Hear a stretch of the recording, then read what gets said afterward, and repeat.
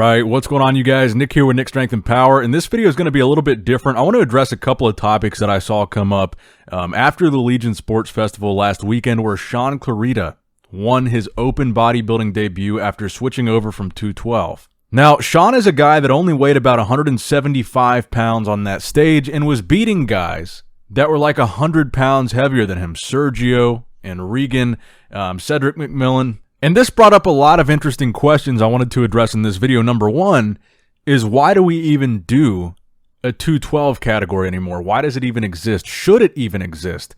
Another interesting thing was a comparison. Someone asked me to compare Big Ramy and Shaun Clarida. Now, I'm also going to compare a little bit Big Ramy and Derek Lunsford because Derek won the 212 this year. But I think these are fascinating questions because I think what a lot of people don't understand about why Shaun Clarida won the Legion Sports Festival is because bodybuilding is not about how much you weigh. The amount of muscle that you have is proportional to your frame. It's about how muscular you are for the frame that you have. And that's why you see guys like Hadi Chupin and William Bonac become top 3 placers in men's open bodybuilding. William Bonac, an Arnold Classic champion. Nick Walker, a shorter guy, probably pretty similar in height to William Bonac, but I think what a lot of people don't remember is that Hadi Chupin and William Bonac came over from men's open bodybuilding. Flex Lewis, 7-time 212 Olympia champ, his goal is to come over to men's open bodybuilding, and he's probably going to be successful. And the reason why a shorter bodybuilder can be successful in men's open bodybuilding is because it's about proportion to your frame. Body weight really doesn't mean anything in bodybuilding. If you're 6 feet tall, you're going to have longer limbs. You're going to have longer muscles on those limbs. So you're going to be heavier when you fill out your frame.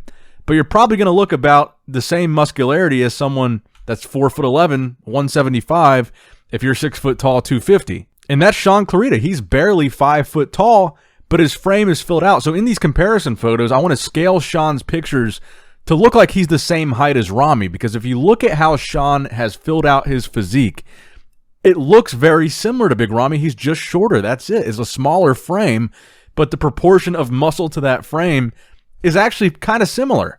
So that's one of the points that I wanted to make when making this comparison, is too many people get caught up in body weight. Yeah, Ramy weighs 300 pounds.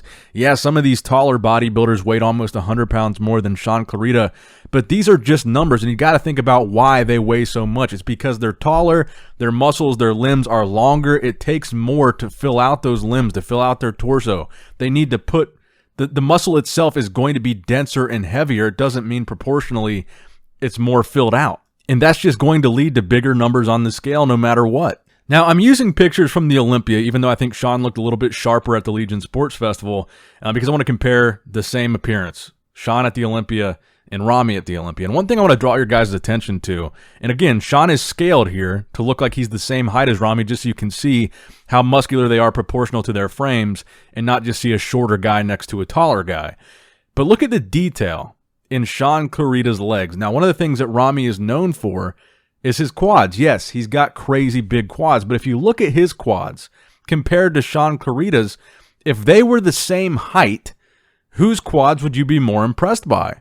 Look at the cross striations, not only just the separation in Shaun Clarida's quads, but look at the cross striations in those lines. That is detail, and it's a detail that you really don't see in Ramy's quads. Even though his quads are huge, they're very impressive from a size standpoint, and from a proportion standpoint, they're really big. And I'm using Big Ramy as a men's open bodybuilder to compare Shaun to, A, because they have both won the Olympia. They both won last year, and Shaun was runner-up this year in their respective categories. But it's a perfect example of size not being everything and weight not being everything, because you can compare Shaun and Ramy. Shaun being, let's see, what would that be, like 200 or no, 130 something pounds lighter than Ramy. But Shaun is so good, and he's so well muscled proportionally to his physique. And keep in mind, symmetry, proportion, condition, these are all things that matter as well, in addition to overall muscularity. But compare him to the biggest guy in men's open, you can still find points that are stronger in Shaun Clarida. And that perfectly illustrates, why he could beat a guy like Regan, why he could beat a guy like Sergio. And I do think conditioning was a really big part of that. He was so superiorly conditioned to both Regan and Sergio. I mean, take a look at the most muscular pose, for example. This is a pose that Ramy should dominate because he's a 300-pounder. I mean, this would be the best pose for Ramy probably.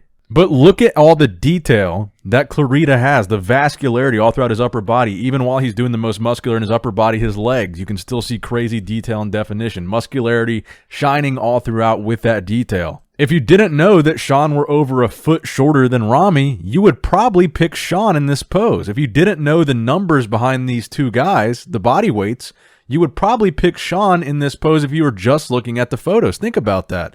That's one of the things that I wanted to bring up. If you didn't know how much Ramy weighed, if you didn't know how tall Ramy was, and you see these side-by-sides with Shaun, you could make an argument for Shaun beating him if you didn't know the weights and the numbers, because the numbers don't necessarily matter. Which is going to be a good segue into the next question of why do we still even do 212 bodybuilding? Why do we bother with it? But first, I wanted to show a comparison between Ramy and Derek Lunsford, who won this year's 212 Mr. Olympia.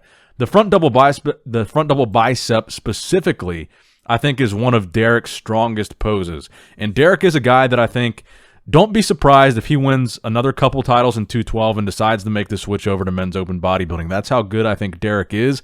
And I don't think he would look small at all in men's open bodybuilding. I think he would be like a Hadi Chupin, like a William Bonac.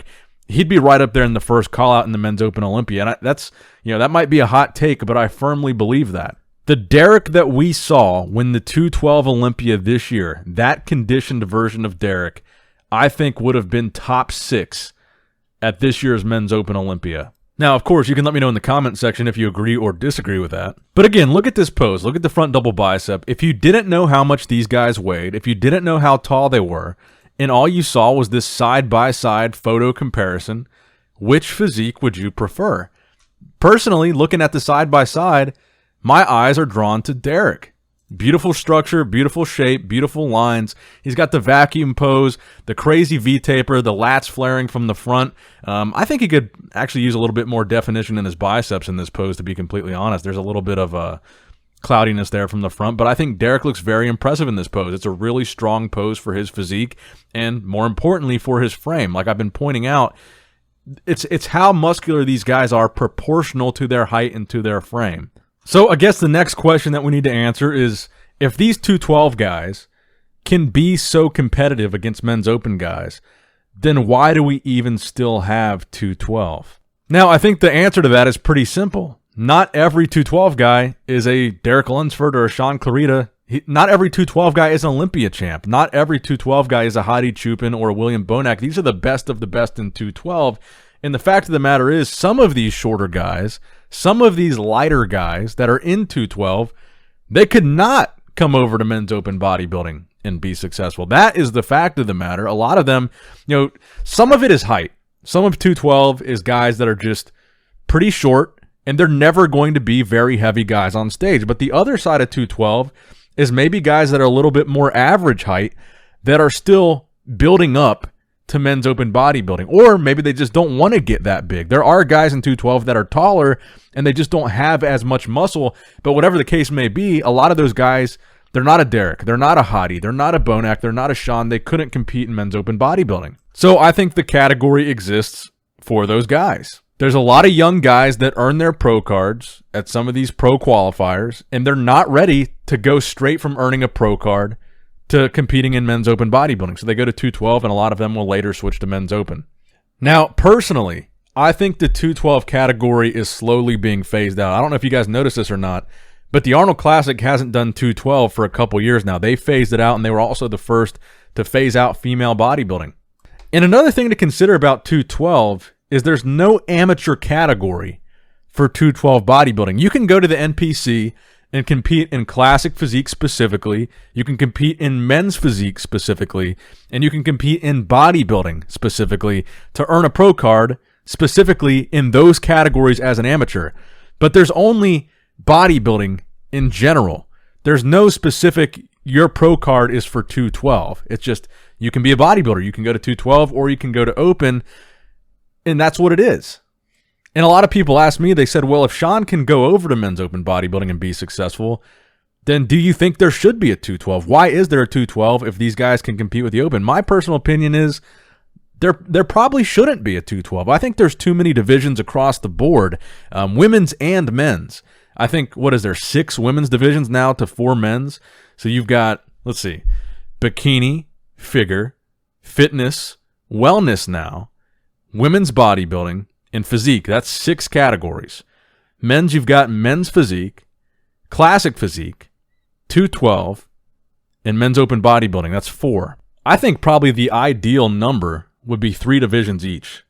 I would say keep bikini, wellness, and women's bodybuilding, and keep, surprisingly, I think men's physique, classic physique, and bodybuilding. Because at the end of the day, the IFBB and the NPC is a business, and they need bikini and they need men's physique because that is what appeals to the widest audience of people. There's a ton of people that go to the NPC, they compete in men's physique. There's a ton of people that go to bikini, they compete in that because it looks more realistic, it looks more attainable, it looks more mainstream, and it appeals to a lot more people. And then that gets a lot more people in the IFBB through men's physique. And then the pro division of men's physique kind of seems to be acting like a stepping stone right now to classic, and now you're seeing some classic guys go to bodybuilding. I think if you're going to have 3 divisions, that's kind of how it should be, is like level 1, level 2, level 3. From like an extreme standpoint, I would say men's physique is the least extreme. Men's open bodybuilding is the most extreme. And then classic is kind of a mix between the two. But the main reason I think that 212 should go away, this is the main reason, and this is no disrespect to 212 guys, I think this is a pretty logical reason. Classic physique and men's physique have different standards than men's open bodybuilding. Men's open bodybuilding and 212 are both judged by the same standards, the same mandatory poses. It's both bodybuilding.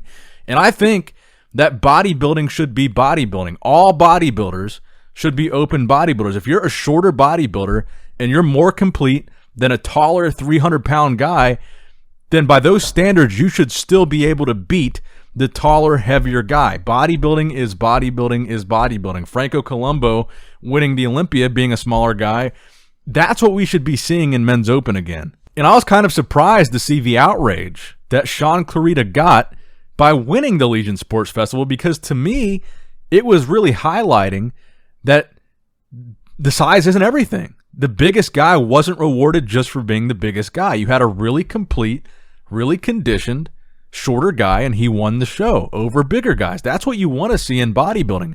The most complete, conditioned, overall package should win the show regardless of what the scale says, and I was happy to see Shaun Clarida win that show. Flex Lewis, I think he's a guy that could win the Men's Open Olympia.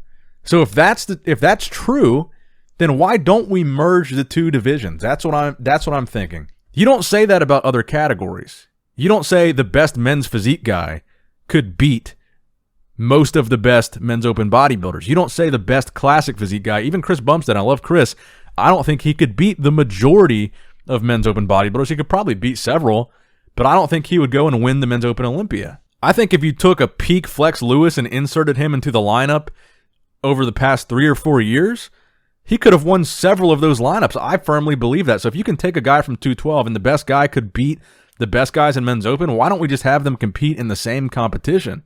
I mean, look at Hadi Chupin, for example. He's getting a ton of love after the 2021 Olympia. Everyone's saying he was the best guy on stage. He's the most conditioned guy. People are saying he was robbed. He's probably, what, 5'5"?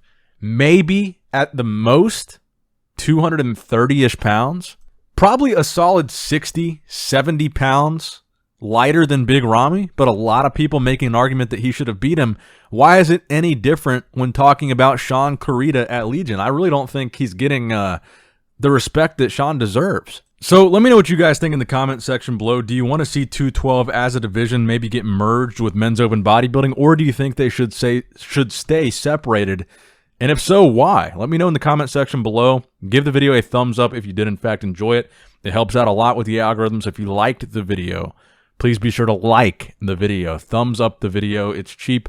It's easy. Well, it's free. And subscribe if you haven't already. As always, I love you guys. Appreciate you guys. Nick Strength and Power signing out.